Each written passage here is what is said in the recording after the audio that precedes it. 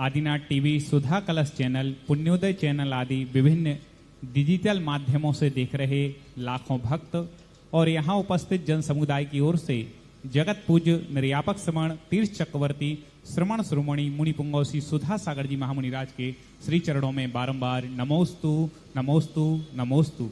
छुल्लक जी के चरणों में इच्छामी इच्छामी इच्छामी।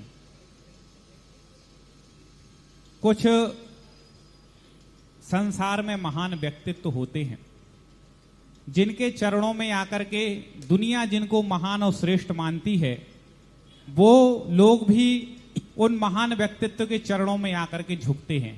आज एक ऐसा उदाहरण हमें प्रातःकालीन बेला में इसी मंच पर देखने को मिला, जब हमने देखा कि एक ऐसे व्यक्तित्व जिन्होंने अपने बुद्धि, अपने शिक्षा और अपने व्यक्तित्व के प्रभाव से शिक्षा की ऊंचाइयों को प्राप्त किया।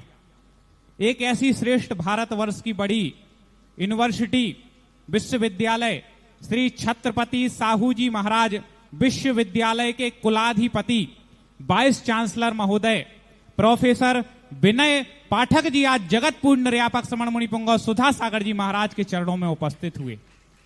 मैं आपको बताऊं, ये इतनी बड़ी यूनिवर्सिटी है कि 750 कॉलेज इसके अंतर्गत आते हैं और उनके कुलाधिपति, बहुत बड़ा पद होता है कुलपति का, वो यहां पर उपस्थित हुए और महाराज जी के प्रति क्या उनकी भक्ति, क्या श्रद्धा। जिन लोगों ने देखा, हर एक व्यक्ति ने कहा कि जगत पूज्य के भक्त ऐसे होते हैं कि इतने श्रेष्ठ पद पर होकर के इतनी विनय और गुरु चरणों में इतना बड़ा समर्पण। और ऐसा समर्पण आज से नहीं है उनका, विगत कई वर्षों से गुरु चरणों से जुड़े हैं और गुरु जी की प्रेरणा से वो अपने समाज के हित में, समाज के कल्याण के लिए, समाज के युवा वर्ग कैसे और शिक्षा के क्षेत्र में आगे बढ़े और अपने समाज का साहित्य कैसा भी बढ़े, यह जगत पूर्ण निर्यापक श्रमण मुनि पुंगव सुधा सागर जी के आशीर्वाद और प्रेरणा से वो कह रहे थे, गुरु जी जो आशीर्वाद दे मुझे तो वो करना है, ये भावना उन्होंने सुबह प्रदान की।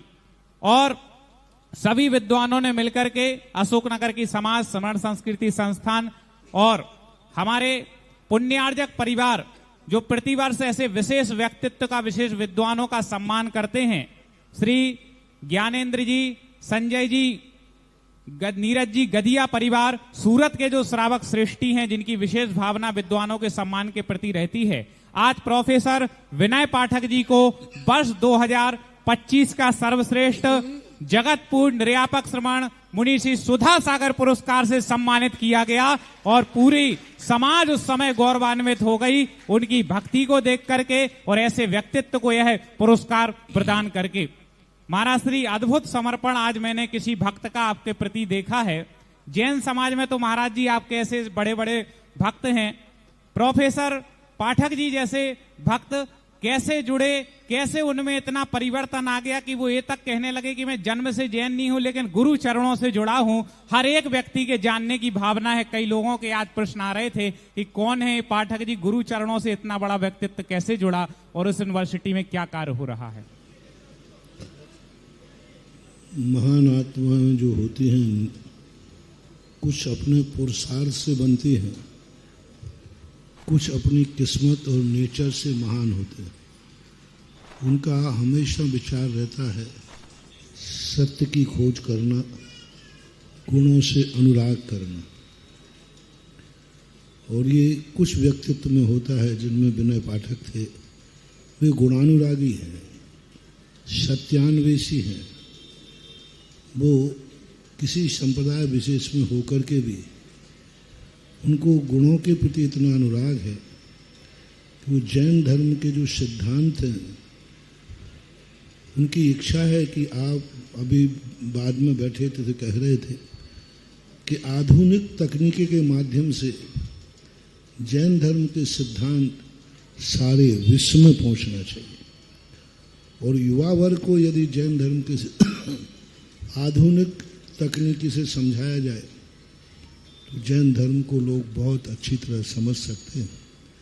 तो इनकी बातों से लगता है कि ये सत्यान्वेषी हैं और किसी भी रूप में जगत सत्य को प्राप्त करे और अपने आचार और विचारों में इतना अच्छा रूप लेवे कि स्वयं का भी कल्याण हो और दूसरे का भी।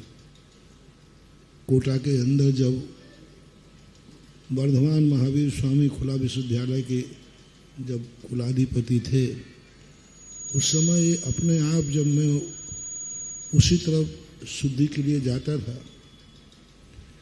तो कई बार इनको मालूम चला तो इनको दर्शन करने की भावना व्यक्त की और आकर के जो उन्होंने स्थिति की, उस समय कभी भी महावीर जयंती का जुलूस इतना लंबा नहीं जाता, लेकिन पूरी समाज वहाँ गई और उस समय इतनी महावीर जयंती का समय था, उसके पूर्व इतना ओलावृष्टि हुई राजस्थान में, उस हाड़ौती के अंदर कि गांव के गांव तबाह हो गए। खेती किसान चारों तरफ से त्राही त्राही मची हुई थी। उस समय वो महावीर जयंती उस प्रकृति प्रकोप को बचाने में कारण बनी और सारी जैन समाज ने हजारों ट्रक अनाज का दान देकर गांव-गांव को गोद लिया और वहीं पर प्रवचन था यूनिवर्सिटी के अंदर और वहीं से ये सारी घोषणाएं हुई और वहाँ से चारों तरफ की स्थिति बनी कि कोई भी व्यक्ति इस अकाल में भूखा नहीं सोना चाहिए।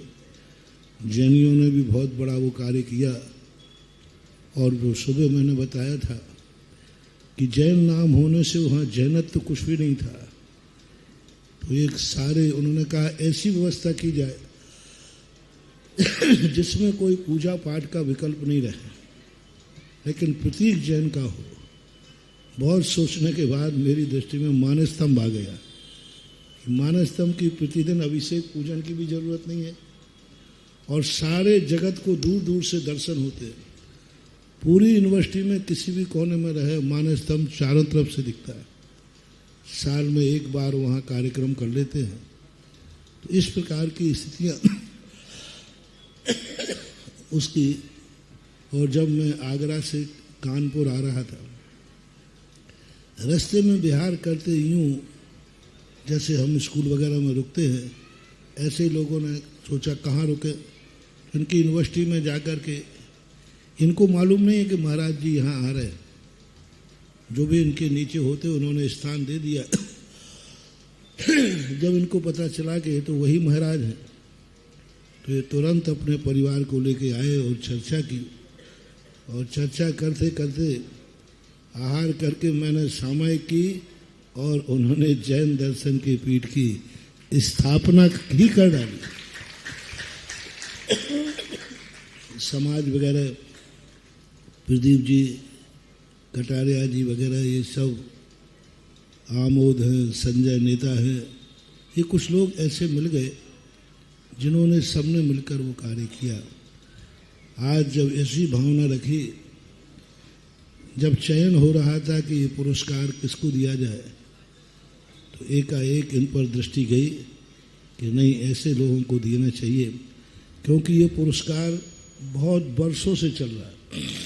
पूज्य गुरुदेव थे, सबसे पहला पुरस्कार जैसे अशोक जी ने बताया था, पंडित पन्नालाल साहित्याचार्य को दिया गया। उसका नाम था पहले पंच कल्याणक पुरस्कार, क्योंकि राशि और तो कहीं से मिलने वाली थी नहीं, कोई इतने सेठ वगैरह कोई देने वाले थे नहीं। तो पंच कल्याणक, हम कहीं पंच कल्याणक किसी तरफ से हो। फिर एक पुरस्कार मिला डॉक्टर बाबूलाल जी अनुज बंडा वाले। तीसरा पुरस्कार मिला सागर मल जी विदिशा वाले। ये तीनों पुरस्कार पूज्य गुरुदेव के उस समय शुरुआत में नहीं किए थे, लेकिन उस समय भावना आई थी कि आचार्य श्री के सानिध्य में इस बात, तो आचार्य श्री ने कहा हाँ करो, विद्वानों का स्वागत करने में क्या बात है। तब से वो बीच में फिर वो रुक गए थे। फिर चौथा पुरस्कार मिला आगरा में पंडित रतनलाल जी बेनाडार, वहाँ तक पंच कल्याणक पुरस्कार चलता रहा। जैसे ही राजस्थान में आए तो उस पुरस्कार का नाम फिर श्रीमन संस्कृति और फिर सारे, फिर एक पुरस्कार ही था अब जैसे जैसे सूरत गए, बिजौलिया गए, तो ये पुरस्कार 1 से 2, 2 से 3, 3 से 4 पुरस्कार वहाँ एक ही स्टेज से इतनी बड़ी राशि के 4 पुरस्कार मिलना, ये बहुत बड़ा, ये कहना चाहिए भक्तों का, विद्वानों के सम्मान के प्रति जो अनुराग है वह हम आशीर्वाद के पात्र हैं ऐसा। और महाराज जी के सानिध्य में कुलाधिपति जी ने श्री विद्यासागर सुधा सागर जैन पीठ कानपुर की भी वहां पर स्थापना हुई थी और आज गदिया जी परिवार की ओर से उन्हें 1 लाख रुपए की नगद राशि, वस्त्र, पगड़ी और प्रशस्ति और रजत, एक सिक्का, मुकुट आदि सब कुछ प्रदान करते हुए उनका यहाँ पर सम्मान किया गया और पूरी समाज यहाँ पर गौरवान्वित हुई और आनंद भक्ति उन्होंने आज पूज्य श्री के प्रति प्रकट की है। अब